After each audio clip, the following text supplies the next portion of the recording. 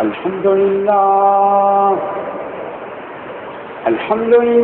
نحمده ونستعينه ونستغفره ونؤمن به ونتوكل عليه ونعوذ بالله من شرور أنفسنا ومن سيئات أعمالنا من يهده الله فلا مضل له ومن يضلل فلا هادي له ونشهد أن لا إله إلا الله وحده لا شريك له وأشهد أن محمدا عبده ورسوله أرسله بالحق بشيرا ونذيرا أما بعد فإن خير الحديث كتاب الله وخير الهدي هدي محمد صلى الله عليه وسلم فإن شر الأمور محدثاتها وكل محدثة بدعة وكل بدعة ضلالة وكل ضلالة في النار.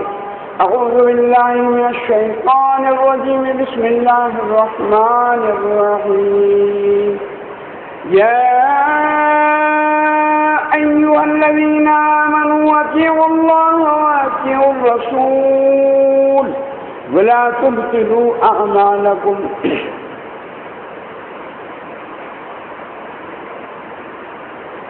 برادران محترم، اسلامی شریعت کے دو پہلو ہیں، دو بنیادی، دو اساسی چیزوں سے شریعت بنتی ہے، اور ساری شریعت کا دور و مدار انہی دو چیزوں پر ہے. ایک اللہ کی کتاب ہے اور ایک اللہ کے رسول صلی اللہ علیہ وسلم کے فرامین.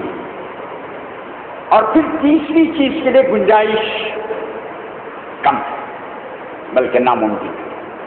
قرآن کریم میں اللہ تعالیٰ نے اسی چیز کو سورہ محمد کے اندر فرمایا: اے ایمان والو، اللہ کی اطاعت کرو اور اللہ کے رسول صلی اللہ علیہ وسلم کی اطاعت کرو اور اپنے اعمال کو برباد مت کرو. مطلب یہ ہے کہ ان دونوں کی اطاعت ہی سے کامیابی مل سکتی ہے اور اعمال قبول ہوتے ہیں. اگر ان دونوں کی اطاعت کے اندر آدمی اگر افراط و تفریط کا شکار ہو جائے یا کسی اور چیز کو اس میں داخل دے، پھر آدمی کے اولاد پورے اعمال کو انسان کے اعمال زندگی پوری نہیں کیا برباد ہو جاتے ہیں. علامہ ابن تیمیہ اسلامی تاریخ کے بہت بڑے مجاہد گزرے ہیں. ان کا ایک مضمون تھا، انہوں نے کہا کہ دو سوال ہیں، اگر کوئی ان دو سوالوں کو جان لے، پہچان لے، پوری شریعت کو جان جاتا ہے. شریعت، طریقت، معرفت، سب کچھ ان دو سوالوں کے اندر پنہا ہے. پہلا سوال لمن تعبد، دوسرا سوال کیسا تعبد. یہی دو سوال ہیں جس میں پوری شریعت آتی ہے، اور آج جمعے کا خطبے کا عنوان بھی میں نے انہی دو سوالوں کو بنایا. پہلا سوال عبادت کس کی، اور دوسرا سوال عبادت کیسی. بڑی معمولی باتیں ہیں، لیکن ان دو معمولی باتوں کے اندر پوری شریعت، پورا قرآن کریم، پوری احادیث کا ذخیرہ اس میں پوشیدہ رکھا گیا ہے. عبادت کس کی؟ ایک آدمی جب شعور پاتا ہے، ہوش جب اللہ کی معرفت اس کو ملتی ہے، جب وہ نماز پڑھنے لگا، تو پہلا سوال اس کے ذہن میں یہ پیدا ہوتا ہے کہ عبادت ہم کو کس کی کرنا ہے، کس کی عبادت. شعور میں آنے کے بعد اب پہلا سوال عبادت کس کی؟ عبادت اللہ، صرف اللہ، اللہ ہی کے لیے عبادت. اب عبادت کا مفہوم یہ نہیں کہ صرف نماز پڑھی جائے. عبادت کا مفہوم ہے کہ آدمی جب شعور مند ہوتا ہے، عقل مند ہوتا ہے، احساس جاگ جاتا ہے، مرنے تک صرف اللہ کا بندہ بن کر رہے. اللہ کا بندہ کیا ہے؟ جیسے ہمارا کوئی نوکر ہے، ہمارا کوئی غلام ہے، مالک کی اجازت کے بغیر اٹھ نہیں سکتا، بیٹھ نہیں سکتا، ہر کام کرنے سے پہلے اپنے مالک کی مرضی کو پوچھے گا، مالک اجازت دے گا، اس کی مرضی ہوگی، اس کی خواہش ہوگی تو کام کرے گا. یہی معاملہ اللہ کا اس کے بندے کا ہے. شعور سے لے کر موت تک آدمی کو اللہ کے علاوہ کوئی کام نہیں کرنا، اللہ کی مرضی کے خلاف کوئی کام نہیں کرنا، پوری زندگی اس میں آ جاتی ہے۔ لمن تعبد، عبادت کس کی؟ عبادت صرف اللہ کی، اور اسی کو اس کلمے کے اندر رکھا لا الہ الا اللہ۔ عبادت کے قائم، عبادت کے لائق اگر کوئی ہے تو صرف اللہ تعالیٰ۔ اور قرآن کریم میں اللہ تعالیٰ نے فرمایا وما خلقت الجن والانس الا لیعبدون، جن اور انس صرف میری ہی عبادت کے لیے پیدا کیے گئے، ہر حال میں اللہ ہی کی عبادت کرنا، اور اس میں کسی قسم کی بدعت، کسی قسم کا رکھنا اور کسی قسم کا افراط تفریط، اپنی مرضی کا دخل بالکل نہیں۔ اللہ کا نہیں جیسا کا اسی کے مطابق زندگی گزارنا، یہ اللہ ہی کی عبادت کرنے کے برابر ہے۔ تو عبادت صرف اللہ کی، اور اللہ کے علاوہ کسی کی بھی نہیں، کسی کی بھی نہیں۔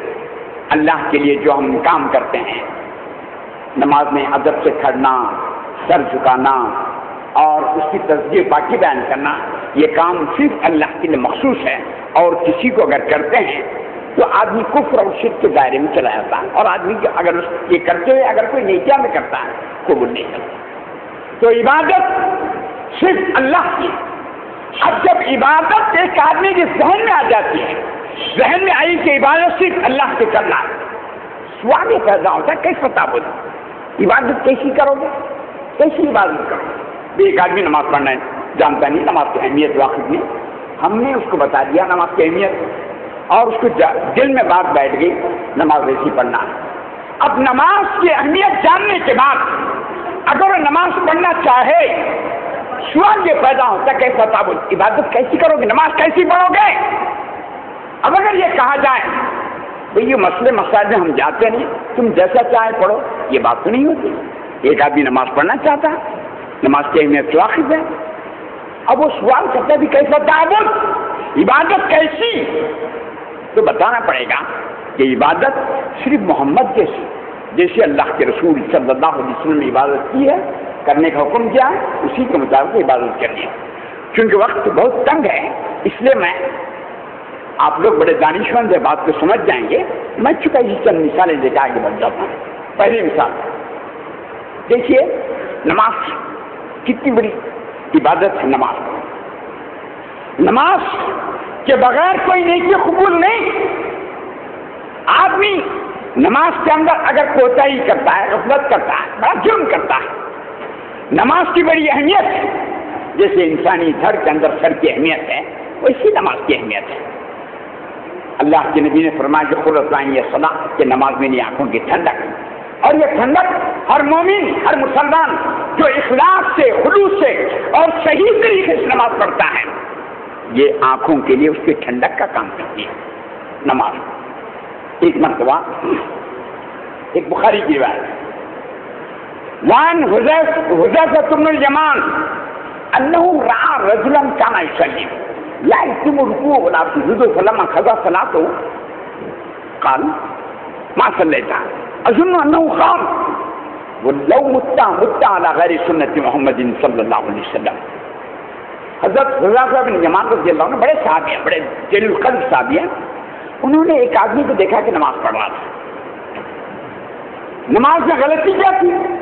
وہ غلطی تو ہمیں ہر آدمی کرتا ہے، لا یتم رکوعہ ولا سجودہ، سجدہ اور رکوع کو پوری طریقے سے ادا نہیں کر رہا تھا، رکوع اور سجدہ پورا نہیں کر رہا۔ ابھی ہم سجدہ کرتے ہیں کونیاں نیچے سکھا دیتے ہیں، رکوع کرتے ہیں تو کمر اوپر اٹھ جاتی ہے۔ رکوع اور سجدہ پورا نہیں کرنے پر اس کو بلایا، کیا کر رہے تھے تم؟ کہا کہ حضرت میں تو نماز پڑھ رہا تھا۔ کہا کہ نہیں، یہ نماز نہیں تھی، نماز میں غلطی کیا تھی؟ رکوع اور سجدہ پورا نہ ہونے پر صحابی رسول نے کہا ما صلیت، تم نے نماز پڑھی ہی نہیں، نماز ہی نہیں پڑھی۔ راوی حدیث نے کہا اظن انہ قال، میرا خیال یہ ہے کہ انہوں نے یہ بھی کہا لو متا علی غیر سنت محمد صلی اللہ علیہ وسلم، اگر تم یہ نماز پڑھتے مر جاتے، یہ نماز پڑھتے مر جاتے، کفر کی موت مرتے۔ رکوع اور سجدہ نہ کرنے پر صحابی نے کہا نماز بھی نہیں ہوئی، اور موت اگر ہوتی تو غیر اسلامی طریقے سے موت ہوتی۔ کتنی بڑی اہمیت ہے۔ روزہ دیکھیے تو یہ نماز کیا ہے؟ جیسی اللہ کے نبی نے پڑھی ویسی نماز پڑھنا. یہ ہمارا طریقہ ہے، بزرگوں کا ہے، جماعت کا ہے، خاندان کا ہے، ماں باپ کا ہے، اس کا کچھ نہیں. یہاں صرف اللہ اور اس کے رسول صلی اللہ علیہ وسلم کا طریقہ چلے گا. اللہ کے نبی نے نماز ویسی پڑھی، چلو پڑھو. اللہ کے نبی نے نماز کے اندر سنت ادا کی، چلو کرو. یہ ہمارا طریقہ ہے نہیں ہے. جب طریقہ اللہ کے نبی سے ثابت ہے، ہر مسلمان کو اس طریقے پر ایمان لانی چاہیے. روزہ کتنی بڑی عبادت روزہ. اللہ کے رسول صلی اللہ علیہ وسلم نے حدیث قدسی میں فرمایا الصوم لی وانا اجزی بہ. روزہ میری خاص عبادت ہے. اللہ نے فرمایا روزہ میری مخصوص عبادت اور اس کا اجر میں ہی دوں گا. اتنی بڑی عبادت یہ ہے روزہ. روزہ بھی اگر سنت سے ہٹ کر کیا جائے نہیں قبول نہیں ہوتا. اللہ کے نبی نے جس طریقے سے روزہ رکھا اور جیسا حکم دیا اسی طریقے سے ہونے چاہیے. اب ہمارے روزے دیکھے کیسے عجیب قسم کے روزے ہیں. بے تکے روزے ہوتے ہیں. سحری کا وقت مقرر ہونے کے بعد آدمی اذان کے انتظام تک کھاتا رہتا.